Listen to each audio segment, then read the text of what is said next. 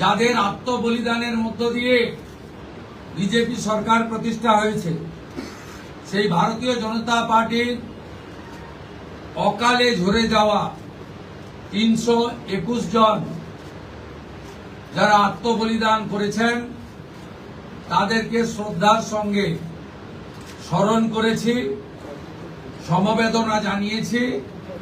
তাদের পরিবারের প্রতি এই সরকার দায়বদ্ধ। তারা যেমন হত্যার বিচারও আশা করেন তা আমরা দেব, সাথে সাথে এই পরিবারগুলি সামাজিক এবং অন্যান্য কল্যাণকর সমস্ত দায় দায়িত্ব আমরা এই সরকার কাঁধে তুলে নিলাম। আমাদের দেশের সুরক্ষার প্রশ্ন, পশ্চিমবঙ্গের সুরক্ষার প্রশ্ন এবং যেভাবে জনবিন্যাস বদলে গেছে, আজকে আমরা প্রথম দিনই আমরা কেন্দ্রীয় স্বরাষ্ট্র দপ্তর তথা বিএসএফ এর সীমান্ত সুরক্ষিত করার জন্য জমি ট্রান্সফার প্রক্রিয়া আমরা আজকে অনুমোদন দিলাম এবং আজ থেকেই ল্যান্ড ট্রান্সফার প্রক্রিয়া শুরু হবে। ভূমি ও রাজস্ব সচিব তাকে এবং মুখ্য সচিবকে দায়িত্ব দেওয়া হলো 45 দিনের মধ্যে বিএসএফ এর প্রয়োজনীয় জমি হস্তান্তর সম্পূর্ণ করতে হবে, যা আমাদের কেন্দ্রীয় স্বরাষ্ট্রমন্ত্রী নির্বাচনের আগেই বলেছিলেন। এই কাজটা আজকে প্রথম ক্যাবিনেটে আমরা করলাম। মাননীয় প্রধানমন্ত্রী নরেন্দ্র মোদীজি তিনি বলেছিলেন প্রথম ক্যাবিনেট মিটিংয়ে আমরা আয়ুষ্মান ভারতে যুক্ত হব। আমরা আয়ুষ্মান ভারতে যুক্ত হলাম এবং সংশ্লিষ্ট দপ্তর কেন্দ্রীয় স্বাস্থ্য দপ্তরের সঙ্গে প্রয়োজনীয় যে এগ্রিমেন্ট অন্যান্য যে বিষয়গুলি রয়েছে সেটা স্বাস্থ্য সচিব, মুখ্যমন্ত্রীর দপ্তরের উপদেষ্টা এবং মুখ্য সচিব মিলিতভাবে অতি দ্রুত সম্পন্ন করবেন। অর্থাৎ আজ থেকে মাননীয় প্রধানমন্ত্রী ঘোষিত পশ্চিমবাংলার মানুষের প্রতি যে কমিটমেন্ট আজকে ভারতীয় জনতা পার্টির ক্যাবিনেট সেটা সম্পূর্ণ করল। এর সাথে সাথে প্রধানমন্ত্রী জন আরোগ্য যোজনা, প্রধানমন্ত্রী ফসল বীমা যোজনা ক্রপ ইন্স্যুরেন্স, প্রধানমন্ত্রী স্কুলস ফর রাইজিং ইন্ডিয়া পিএমশ্রী, প্রধানমন্ত্রী বিশ্বকর্মা, বেটি বাঁচাও বেটি পড়াও, প্রধানমন্ত্রী উজালা যোজনা 3.0 এবং অন্যান্য কেন্দ্রীয় স্কিম বা সেন্ট্রাল গভর্নমেন্ট স্পন্সর্ড স্কিম আমরা যুক্ত হওয়ার সিদ্ধান্ত নিলাম। বিশ্বকর্মা যোজনায় আমাদের যারা বিশ্বকর্মা আছেন, হাতের কাজ করেন, আমাদের তামার কুমোর থেকে কুম্ভকার, স্বর্ণকার থেকে মালাকার থেকে তাঁতি থেকে নাপিত থেকে সবাই যারা 8,65,000 আবেদন করে রেখেছিলেন, আগের সরকার যাদের আবেদন জেলা শাসকদেরকে দিয়ে কেন্দ্রের এমএসএমই দপ্তরে পাঠাতে দেননি, আমরা দ্রুত ওই 8,65,000 পিটিশনকে পাঠানোর ব্যবস্থা নিলাম।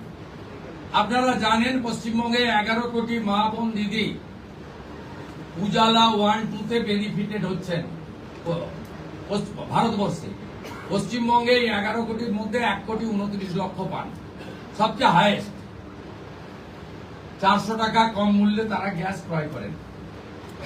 প্রধানমন্ত্রী আরো 75 লক্ষ দেশে চালু করেছিলেন এবং বাংলার জন্য কোটা ছিল 15 লক্ষ। গ্রাহক বিতরণ কেন্দ্রে হাজার হাজার দরখাস্ত পড়ে থাকা সত্ত্বেও শুধু রাজনৈতিক কারণে এই পিটিশনগুলো ডিএমরা সংশ্লিষ্ট দপ্তরে কেন্দ্রীয় সরকারের কাছে পাঠায়নি। তাই আমাদের মা বোন দিদিরা বঞ্চিত হচ্ছিলেন। আমরা গ্রাহক বিতরণ কেন্দ্রে পড়ে থাকা সমস্ত পিটিশন অতি দ্রুততার সঙ্গে জেলা শাসকদের সংশ্লিষ্ট কেন্দ্রীয় পেট্রোলিয়াম ডিপার্টমেন্টে পাঠিয়ে দেওয়ার নির্দেশ দিলাম। এর ফলে উজালা যোজনা 3 তাতে পশ্চিমবঙ্গের আরো কয়েক লক্ষ মা বোন দিদি যুক্ত হওয়ার সুযোগ পেলেন। আমাদের পঞ্চম সিদ্ধান্ত, এতদিন পর্যন্ত পশ্চিমবঙ্গে national cadre is IPS, Paschimbanga cadre WBCS WBPS এদের কোন কেন্দ্রীয় সরকারের ট্রেনিং এ কেউ যুক্ত হতেন না। এটা মুখ্যমন্ত্রীর অলিখিত নির্দেশ ছিল। আগের মুখ্যমন্ত্রী, বিদায়ী মুখ্যমন্ত্রী, প্রাক্তন মুখ্যমন্ত্রী।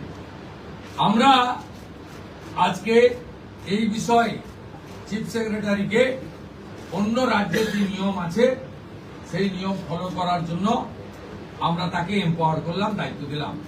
সাথে সাথে শুনলে অবাক হয়ে যাবেন, বিএনএস ভারতীয় ন্যায় সংহিতা, যা মাননীয় প্রধানমন্ত্রী নরেন্দ্র মোদীজির নেতৃত্বে কেন্দ্রীয় স্বরাষ্ট্রমন্ত্রী মাননীয় অমিত শাহজি পার্লামেন্টে দুটো কক্ষে অনেক আগে অনুমোদন করেছেন, রাষ্ট্রপতি মহোদয়ের সই হয়েছে, রুল হয়ে গেছে। আমরা আশ্চর্য হয়ে গেছি যে এখানে বিএনএস কার্যকর করা হয়নি, অর্থাৎ অত্যন্ত অবৈধভাবে সংবিধানকে বৃদ্ধাঙ্গুষ্ঠ দেখিয়ে আগের সিআরপিসি আইপিসি চলছিল। আজ থেকে বিএনএস এ যুক্ত হলো পশ্চিমবঙ্গ সংবিধান মেনে। আগের সিআরপিসি আইপিসি এই আইন আর থাকলো না। ভারতীয় ন্যায় সংহিতাতে আমাদের আজ থেকে কাজ শুরু হলো। এরও ছাড়পত্র ক্যাবিনেটের প্রথম দিলেন।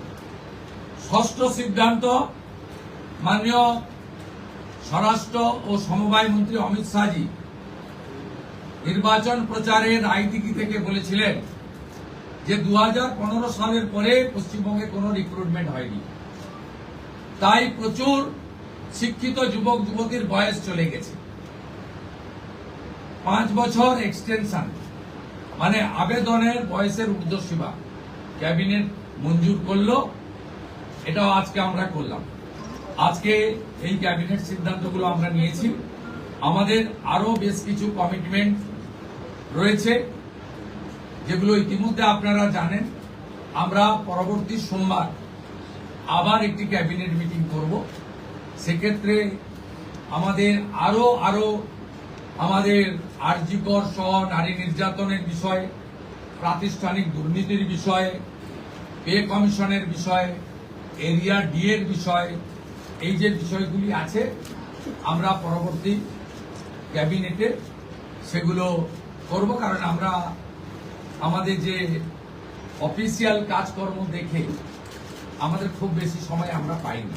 আজকে প্রথম কাজের দিন সরকার গঠন হওয়ার পরে আপাতত যে কাগজগুলো রেডি ছিল তার উপরে ক্যাবিনেট আমরা এই সিদ্ধান্তগুলো নিয়েছি, কার্যকর হবে।